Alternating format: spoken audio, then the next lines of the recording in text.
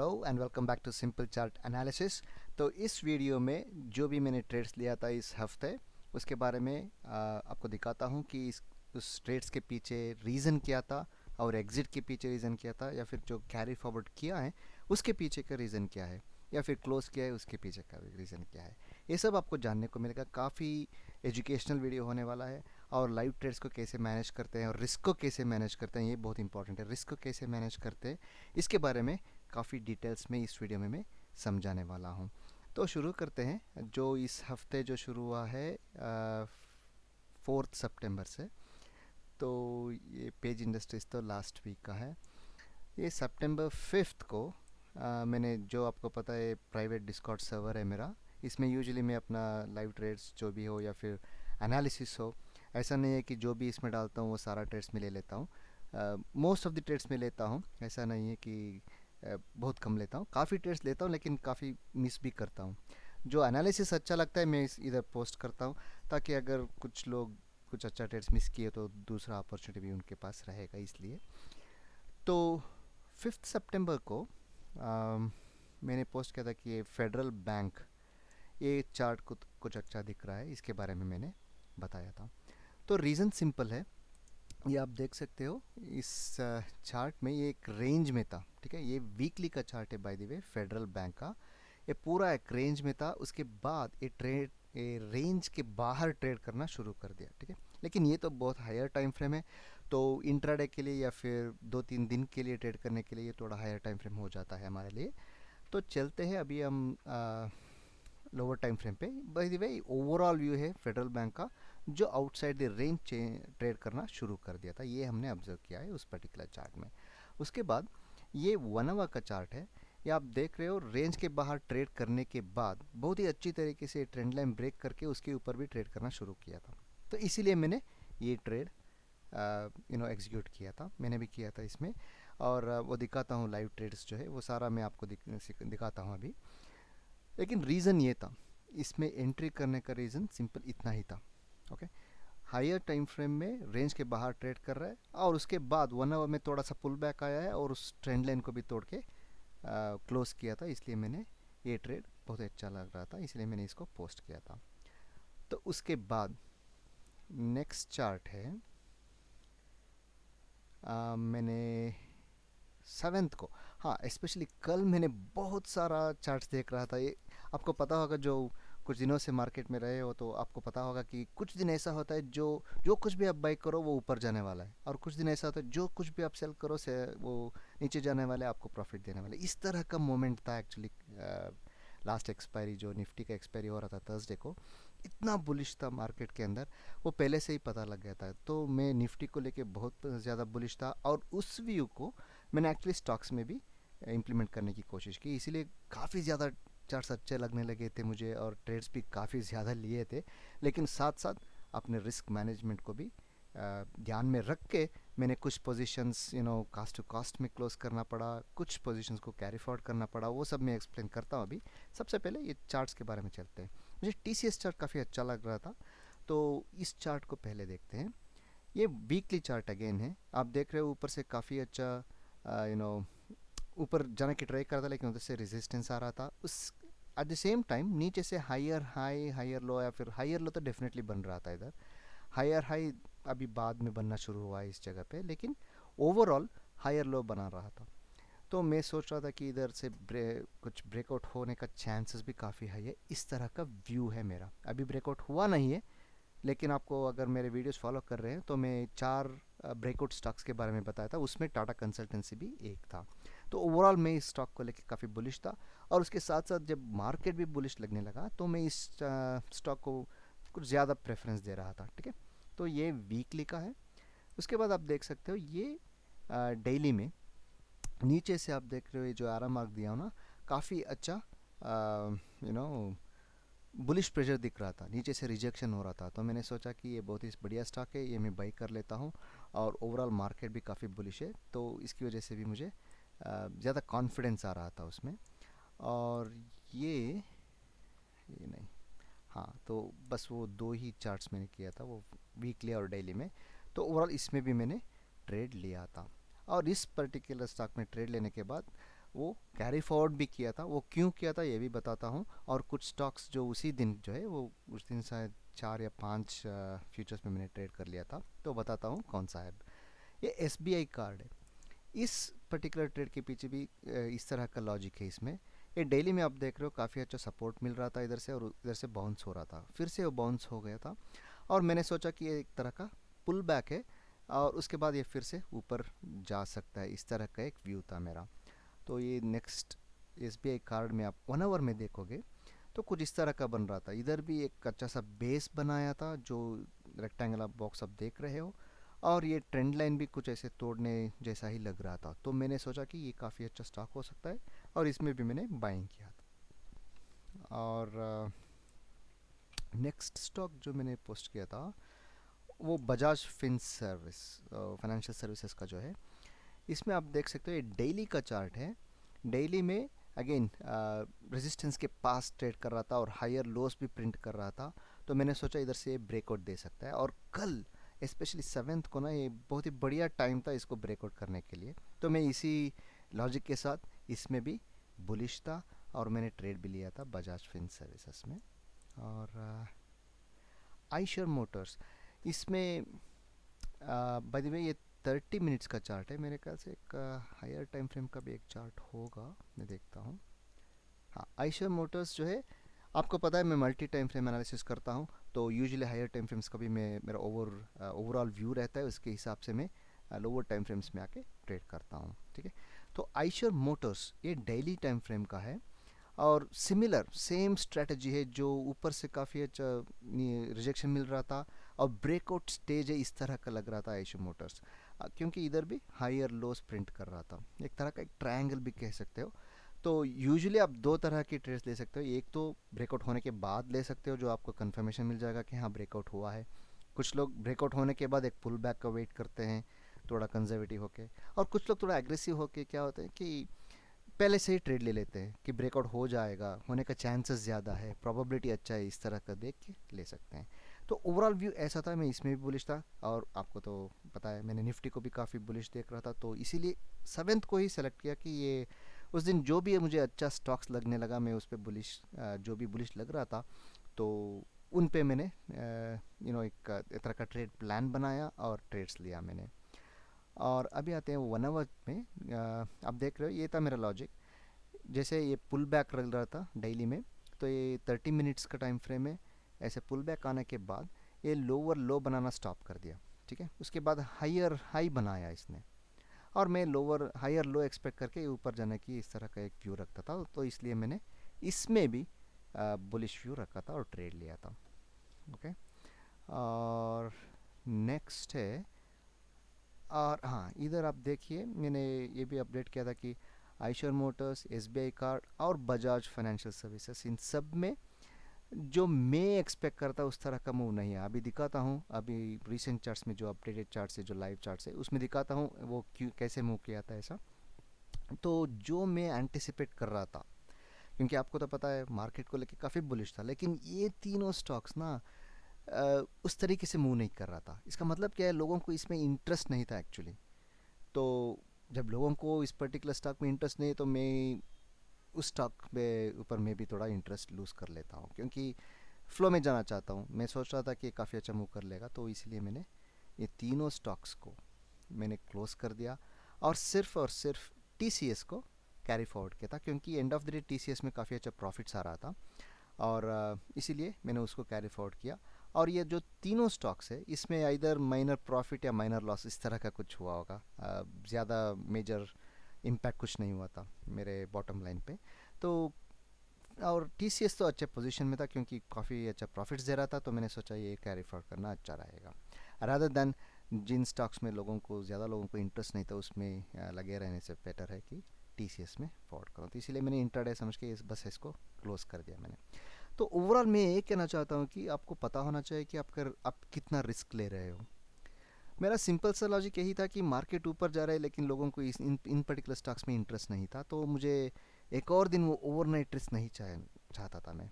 हाँ, वो next day अगर आपके अगेंस्ट में भी जा सकता है, जैसे कि अब बजाज फाइनेंशियल सर्विसेज आज अच्छा ब्रेकआउट दे दिया जो एक्सपेक्टेड था, लेकिन वो एक दिन डिले किया। हाँ, ऐसे होता है आपके, आप जो सोच रहे थे वैसा ही होगा लेकिन एक दिन के बाद से हो सकता है, लेकिन मैं उस तरह का चांसेस नहीं ले सकता हूँ क्योंकि मेरे रिस्क मैनेजमेंट प्लान के हिसाब से वो थोड़ा एग्रेसिव हो रहा था और मुझे उस तरह की एग्रेसिवनेस मेरे ट्रेडिंग स्टाइल को सूट नहीं करता था। इसीलिए मैंने भले ही वो कुछ भी हो जाए, ऊपर या नीचे जो भी हो, लेकिन मैंने उस दिन उसको ब्रेक इवन या माइनस प्रॉफिट या लॉस में कवर कर दिया था।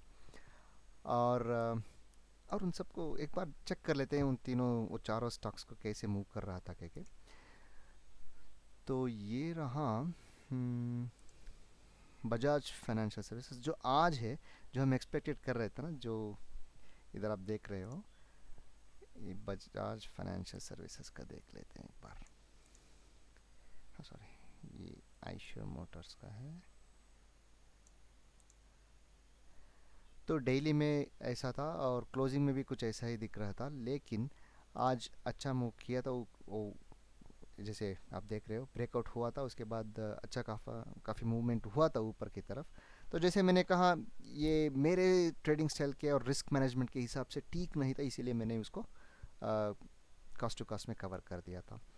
तो नेक्स्ट वन है आइशर मोटर्स, इसको भी देख लेते हैं। ये मैंने मुझे लगा कि ये अच्छा किया मैंने, क्योंकि ये भी मूवमेंट नहीं दे रहा था, आज नीचे आ गया। तो आप समझ रहे हो ना कैसे बैलेंस होता है ये सब। आप अपने प्लान के हिसाब से ही प्लान ट्रेड करना है। ट्रेडिंग प्लान हो, रिस्क मैनेजमेंट प्लान हो, दोनों आप उस पर बहुत क्लियर कट होना चाहिए कि आपको किस तरह का रिस्क लेना है और किस तरह का ट्रेड लेना है। अगर कुछ आप जो एंटिसिपेट कर रहे हैं उसके हिसाब से नहीं जा रहा है, तो आपको इमीडिएटली उसको जो एक्शन लेना चाहिए वो एक्शन लेना चाहिए। जैसे कि मैंने बजाज फिनसर में भी क्लोज किया, आइशर मोटर्स में भी क्लोज किया, और एसबीआई कार्ड ये भी मैंने क्लोज कर दिया। तो ये अगर आप लोअर टाइम फ्रेम्स पे चलते हो तो इस तरह का एक व्यू था। अ, आज अगेन इसमें भी थोड़ा मोमेंट आया था, आप देख रहे हो। आज कल नहीं हुआ लेकिन आज ओपनिंग पे ही थोड़ा अच्छा मोमेंट किया था। ऐसा होता है, इट्स पार्ट एंड पार्सल। तो इसमें ज़्यादा सोचने की ज़रूरत नहीं है। अ, मेरा रिस्क नहीं था उसमें, ये समझ लो आप। बस प्रॉफिट के बारे में नेक्स्ट देखते हैं, पहले रिस्क को मैनेज करते हैं, ठीक है ना। तो इन तीनों में ऐसा हुआ है। और टीसीएस, टीसीएस जो है ये काफ़ी इंटरेस्टिंग है। मैंने सोचा था कि ये और थोड़ा ऊपर जाएगा ऐसा। अगेन आज मैंने इसको क्लोज कर दिया। मैं रीज़न बताता हूँ। ओवरऑल मैं काफ़ी बुलिश हूँ टीसीएस को लेके, ठीक है। और जैसे मैंने कहा एक ब्रेकआउट स्टेज पे है, वीकली में अगर आप जाके देखोगे तो ये ब्रेकआउट स्टेज पे काफ़ी अच्छा है। लेकिन आज की मूवमेंट से मुझे इतना कॉन्फिडेंस नहीं मिला। मतलब क्या है कि मैं री एंटर कर सकता हूँ शायद, जब भी नेक्स्ट अच्छा मौका मिले इसमें। मैं बुलिश ही रहता हूँ। मुझे लग रहा है कि ये हो सकता है इधर पुल बैक आना शुरू कर दे। तो मुझे पुल बैक में नहीं रहना है। और मुझे थोड़ा प्रॉफिट भी मिला है ऐसे, और कुछ प्रॉफिट्स लेके कुछ पर लॉट में 10 रुपीज़ का ऐसा कुछ प्रॉफिट मिला, तो 10 या 12 रुपीज़, तो वो लेके मैं निकल गया। क्योंकि अगर पुल बैक स्टेज ही हो गया तो ये पता नहीं कितने दिन लेगा या फिर कितने नीचे आ सकता है, पता नहीं। हो सकता है इधर तक आए, इधर तक आए, या फिर इधर से ऊपर जाए। तो मैं जब ये अपसाइड मोमेंटम के लिए रेडी होगा तब मैं शायद री एंटर भी कर सकता हूँ। तो ये तो ओवरऑल व्यू। तो आप देख रहे होंगे कि प्लान कैसा करता हूँ और रिस्क को कैसे मैनेज करता हूँ। और उसके साथ साथ कुछ लोगों का ऐसा होता है कि जब वो ट्रेड लेने के बाद ना उनको चार्ट देखने के लिए डर लगता है, वो देखते ही नहीं है, बस ट्रेड लेके चुप हो जाते हैं। ऐसा करना म, शायद उन लोगों के लिए ठीक रहेगा, तो ठीक है। लेकिन मुझे उस तरह का ठीक नहीं रहता है। मुझे मार्केट को देखना है, उसको जैसे मैं एंटिसिपेट कर रहा हूँ इस तरह से मूवमेंट हो रहा है कि नहीं हो रहा है, ये मुझे एनालाइज करना है। तब मुझे अपने रिस्क मैनेजमेंट को भी मैनेज करना काफ़ी आसान होता है। इसलिए मैं यूजुअली चार्ट्स को देखता हूँ, और जब मेरे एंटिसिपेशन के अगेंस्ट या फिर उस डायरेक्शन में नहीं मूव कर रहा है तो मैं यूजुअली कुछ एक्शंस ले लेता हूँ, ठीक है। तो नेक्स्ट वन ये आइशर मोटर्स भी हो गया। और बैंक ऑफ बड़ौदा ये अच्छा स्टॉक था। ये आज मैंने ट्रेड लिया था, और रीज़न बताता हूँ। ये डेली का टाइम फ्रेम है बैंक ऑफ बड़ौदा, और आप देख रहे हो क्लियरली कि ओवरऑल ये बुलिश स्टॉक है। अगर वीकली में भी देखोगे तो काफ़ी बुलिश है। और ये अच्छी तरीके से ये ट्रेंड लाइन ब्रेक किया और कन्विंसिंगली ऊपर भी क्लोज किया, तो ऑब्वियसली इसमें मैं बुलिश व्यू रखता था। और आज भी मार्केट के लेके मैं बुलिश ही था, ओके। इसीलिए तो ये बैंक ऑफ बड़ौदा का ये आप 1 आवर में देखोगे तो ये अच्छी तरीके से ट्रेंड लाइन भी ब्रेक हुआ था। इसके बाद मैंने ट्रेड लिया था। तो इतना सारा ट्रेड्स हो गया अभी।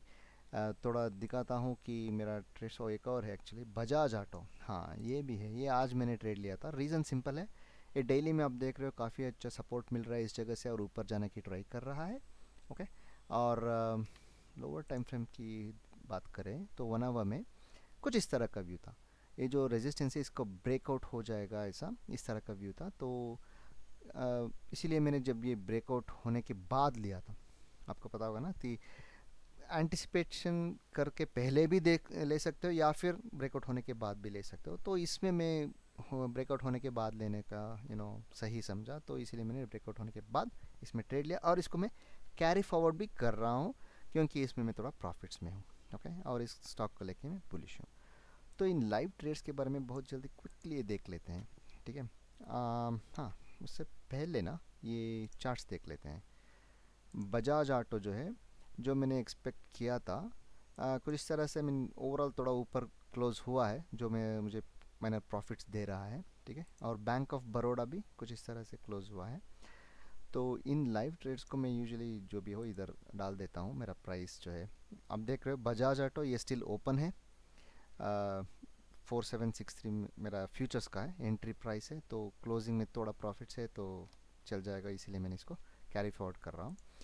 और ये बजाज फाइनेंशियल सर्विसेज जो मैंने कहा कॉस्ट टू कॉस्ट या थोड़ा माइनर प्रॉफिट या लॉस में ऐसा सेल क्लोज कर दिया था। तो एंट्री प्राइस मेरा 1520 था और 152035 क्लोजिंग प्राइस था। और नेक्स्ट है बैंक ऑफ बड़ौदा, इसमें काफ़ी अच्छा प्रॉफिट हुआ, मैंने क्लोज कर दिया इसको। ये मेरा एंट्री प्राइस था फ्यूचर्स का 197.80 और 199.45 मैंने इसको एग्जिट कर दिया क्योंकि ओवरऑल मुझे लग रहा था कि आज फ्राइडे भी है और वीकेंड का रिस्क लेना नहीं चाहता था। तो अच्छा खासा प्रॉफिट आ रहा था और काफ़ी जल्दी भी मिल रहा था प्रॉफिट्स। तो इन सबको फैक्टर इन करके मैंने इस पोजीशन को क्लोज कर दिया। और नेक्स्ट वन है आयशर मोटर्स। आप देख रहे हो अगेन इसमें भी कॉस्ट टू कॉस्ट, जो Bajaj financial services, Eicher Motors और एसबीआई कार्ड, इन सबको मैंने अराउंड कॉस्ट टू कॉस्ट ही निकाल दिया था। ये फेडरल बैंक ये लॉस था, ठीक है। ये भी इंपॉर्टेंट है। ये ऐसा ऐसा नहीं है कि सिर्फ प्रॉफिट वाला ट्रेड्स डालता हूँ। ये फेडरल बैंक में जो लिया था ये लॉस में क्लोज करना पड़ा और रीज़न भी बताता हूँ मैं आपको। एक सेकेंड। तो फेडरल बैंक, ये देखिए मैंने कुछ इस तरह को ये देखा था। ये ट्रेड लेने के बाद ये नीचे आ गया था। अगेन मैं काफ़ी बुलिश था और अचानक ऐसे नीचे आने के बाद मेरे एंटिसिपेशन के अगेंस्ट जा रहा था और मैं रिस्क नहीं लेना चाहता। अगर इसको रखता तो काफ़ी अच्छा प्रॉफिट्स हो जाता, ठीक है। जो मैंने इधर कहीं क्लोज कर दिया, मेरे क्लोज होने के बाद ये ऊपर जाना लगा। नहीं कोई बात नहीं, इसमें कोई प्रॉब्लम नहीं है। मुझे लॉस नहीं लेना है, लेकिन वो अपॉर्चुनिटी मिस होते तो ठीक है, कुछ और स्टॉक में अपॉर्चुनिटी मिल जाएगा। लेकिन आंखों के सामने जब वो देख रहा हूँ कुछ प्राइस एक्शन कुछ अगेंस्ट जा रहा है तो उस पर यूजुअली मैं रिस्क नहीं लेना चाहता हूँ। तो उसमें सिर्फ 1 रुपए का ऐसा कुछ लॉस हुआ पर लॉट, तो इसीलिए मैंने इसको कहीं इधर कहीं क्लोज कर दिया, ठीक है। उसके बाद ये ऊपर गया है, दैट्स ओके। क्योंकि जैसे मैंने कहा मैं रिस्क मैनेजमेंट पे ऊपर काफ़ी ज़ोर देता हूँ। तो जितना मैं मार्केट को लिए देने के लिए तैयार हूँ उतना का ही रिस्क लेता हूँ। तो ये रीज़न था बेसिकली, और कुछ नहीं। और ये था फेडरल बैंक। आप देख रहे हो 143.80 में सेल करना पड़ा, मैंने बाई किया था 144.80, अराउंड 1 रुपीज़ ऐसा कुछ लॉस हुआ उसमें। और ये था ग्रैन्यूल्स। ओके, ग्रैन्यूल्स उसमें नहीं था तो ये एक्सप्लेन कर रहा कैसे है। मेरा एंट्री प्राइस 308 था और एग्जिट प्राइस 313 था। ये फ्यूचर्स अगेन आप देख रहे हो, फोर्थ को एंट्री किया था, फिफ्थ को एग्जिट किया था। इसके पीछे का रीज़न समझते हैं हम। ये रहा ग्रैन्यूल्स। तो ग्रैन्यूल्स ओवरऑल आप देख रहे हो ये नीचे आने के बाद काफ़ी अच्छा मूव कर रहा था, ठीक है। ये 4 सितंबर जो है इधर आता है, इस दिन मैंने एक ट्रेड लिया था। अगर लोअर टाइम फ्रेम्स पे चलते हैं ना 1 आवर में, तो जैसे ही इस पर्टिकुलर हाई को ब्रेक किया और उसके ऊपर क्लोज भी किया, ठीक है। तो मैंने इस बार के बाद तो फोर्थ अराउंड 12:15 ये 1 आवर का बार जो कंप्लीट हुआ उसके बाद मैंने ट्रेड लिया था और मेरा टारगेट कुछ इधर कहीं था, कुछ 5-6 रुपीज़ ऐसा कुछ टारगेट रखा था मैंने, इधर कहीं था। क्योंकि आप देख रहे हो इधर से काफ़ी अच्छा रिजेक्शन मिला है हाई से। तो उधर एग्जैक्टली वो एरिया पता नहीं था कि अगर पूरा आप विक से बॉडी को करोगे तो बहुत ज़्यादा हो जाएगा। तो मैंने सोचा कि क्यों ना इसको ऐसे मिड पॉइंट पे कहीं से रखते हैं, और इधर कहीं मैंने क्लोज कर दिया। उसके बाद वो थोड़ा पुल बैक आया, फिर से ऊपर गया, अलग बात है, लेकिन जैसा मेरा ट्रेड प्लान था उसके हिसाब से मुझे एक अच्छा प्रॉफिट्स उसमें देखने को मिला। ठीक है, इसीलिए वो ट्रेड लिया था।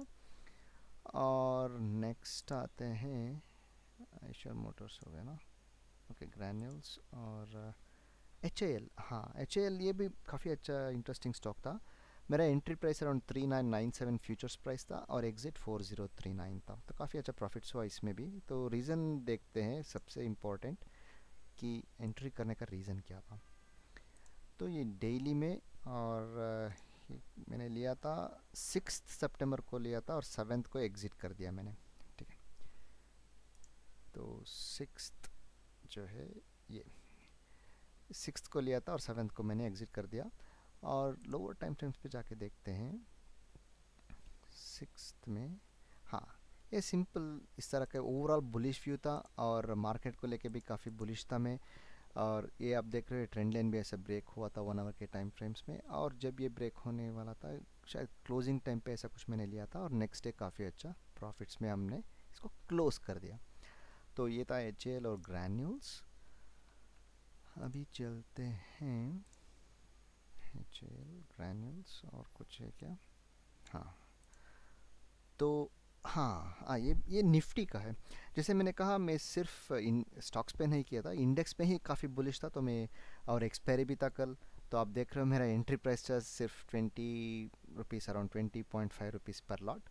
और मैं इस पे यूजुअली 1:3 1:4 ऐसा रखता था, तो मैंने सेलिंग प्राइस अराउंड 65 एवरेज ऐसा कुछ बन रहा था, 65 66, तो 1:3 आसानी से मिल रहा था, तो मैंने एग्ज़िट कर लिया इसको। ठीक है, तो एंट्री प्राइस 20 और एग्ज़िट प्राइस अराउंड 65 66 एवरेज, तो 1:3 का रिस्क रिवार्ड रेशियो था। ये ऑप्शन बाइंग में यूजुअली कम करता हूँ, लेकिन उन उन डेज़ को आइडेंटिफाई करता हूँ किस दिन ऑप्शन बाइंग के लिए काफ़ी बेनिफिशियल होने वाला है। तो काफ़ी बुलिश था मार्केट को लेके, इसीलिए मैंने उस दिन बाई किया था ऑप्शंस को, और अच्छा खासा 1:3 प्रॉफिट्स उसमें भी मिला हमें।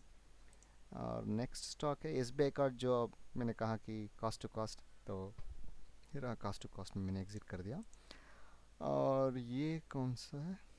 T C S. हाँ, टी सी एस जो है मैंने होल्ड किया था एक्चुअली, 3450 के अराउंड मैंने बाई किया था, और आज मैंने क्लोज कर दिया एक्चुअली। कल इसको बाई किया था, वो देखते हैं, ये देखो टी सी एस जो है कल मैंने बाई किया था। अगर लोअर टाइम फ्रेम्स पे हम देख रहे हैं, तो रीज़न तो बताया मैंने क्यों इसमें बाई किया था, और आज के दिन ये नीचे आने लगा। ये पुल बैक ही है, मुझे ऐसा लगता है कि पुल बैक ये और ऊपर जा सकता है, लेकिन मुझे थोड़ा, जैसे मैंने कहा, वीकेंड भी है और पुल बैक स्टेजस में मुझे इस ट्रेड के अंदर रहना नहीं चाहता था, इसीलिए मैंने कुछ माइनर प्रॉफिट्स था।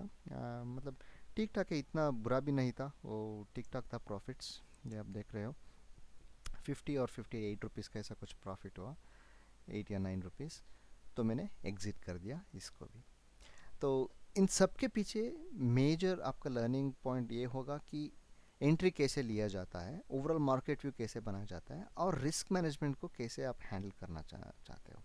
तो सबसे पहले ये इंपॉर्टेंट है कि आप रिस्क को मैनेज करें। ऐसा लगता है कि कुछ दिन सबको ले लूँ और उसको कैरी फॉरवर्ड भी कर लूँ ये सब, लेकिन रिस्क के हिसाब से ही कैरी फॉरवर्ड करना है। भले ही मैं बुलिश था काफ़ी स्टॉक्स को लेके, लेकिन सिर्फ एक स्टॉक को ही कैरी फॉरवर्ड किया था, और अभी भी मैं सिर्फ एक ही स्टॉक को कैरी फॉरवर्ड कर रहा हूँ, वो है बजाज ऑटो। टीसीएस को मैंने आज क्लोज कर दिया। तो आपके रिस्क के हिसाब से ही प्लान करना। और बस हैप्पी ट्रेडिंग। एंड अगर वीडियोस अच्छा लगे तो प्लीज़ शेयर कीजिए, सब्सक्राइब कीजिए, एंड कमेंट्स भी दीजिए अगर कुछ आपको लगता है तो। मिलते हैं हम अगले वीडियो में। Thank you guys.